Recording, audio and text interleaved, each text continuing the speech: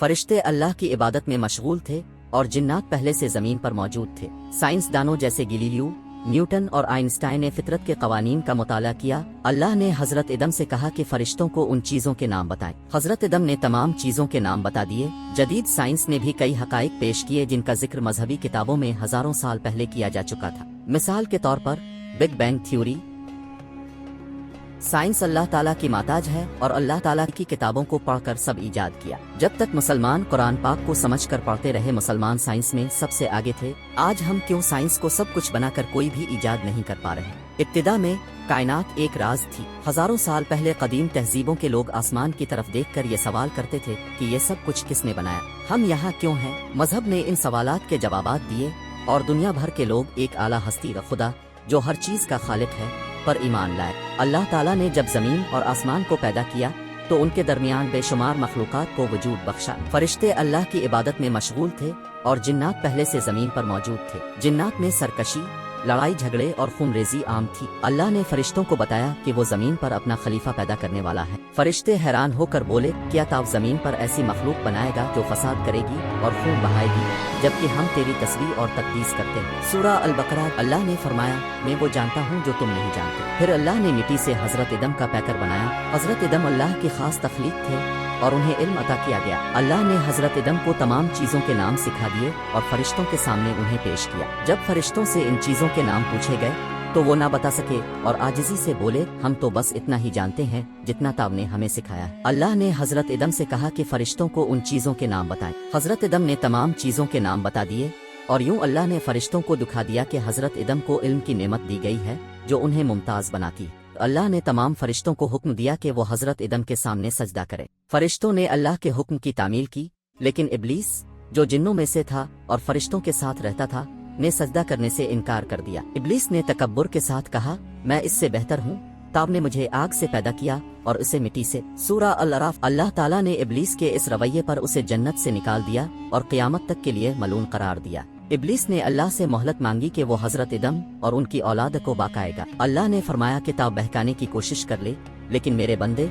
जो मुखलिस होंगे तुझे कभी नहीं मानेंगे।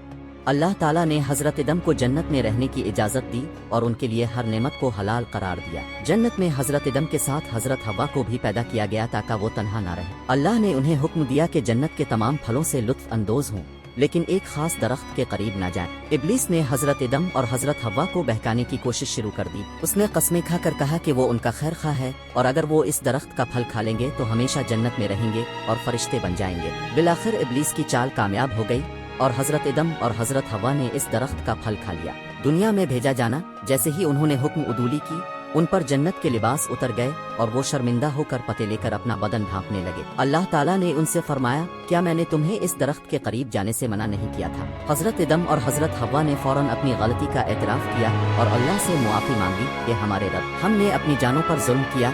अगर ताब ने हमें मुआफ़ न किया और हम पर रहम न किया तो हम खसारा पाने वालों में से हो जाएंगे। सूरा अल अराफ। अल्लाह ने उनकी तौबा कबूल कर ली, लेकिन उन्हें ज़मीन पर भेज दिया और फरमाया कि अब तुम और तुम्हारी नस्ल ज़मीन पर आबाद होगी, वहाँ तुम्हें रहना होगा, मेहनत करनी होगी और अपनी ज़िंदगी गुजारनी होगी। क़यामत के दिन तुम्हें मेरे पास लूट कर आना है और तुम्हारे अमाल के मुताबिक तुम्हें जज़ा सज़ा दी जाएगी।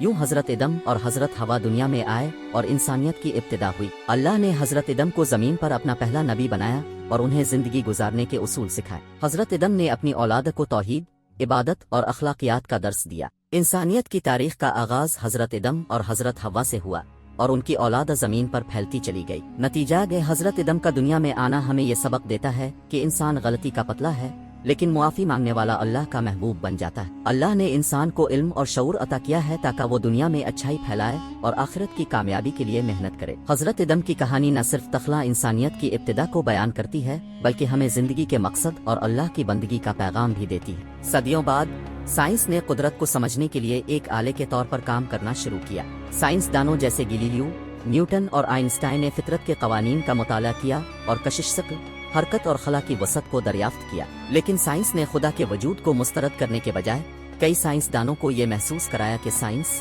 दरहकीकत खालिक को समझने का एक जरिया है। आइजैक न्यूटन, जो तारीख के अजीम तरीन साइंसदानों में से एक थे, ने कहा, ये अजीम और खूबसूरत निज़ाम कायनात एक अक्लमंद और अजीम हस्ती के हुक्म से ही वजूद में आया है। जदीद साइंस ने भी कई हकाइक पेश किए जिनका जिक्र मजहबी किताबों में हजारों साल पहले किया जा चुका था। मिसाल के तौर पर बिग बैंग थ्योरी, जो कायनात की इब्तिदा को बयान करती है, कुरान की इस आयत से मुशाबहत रखती है।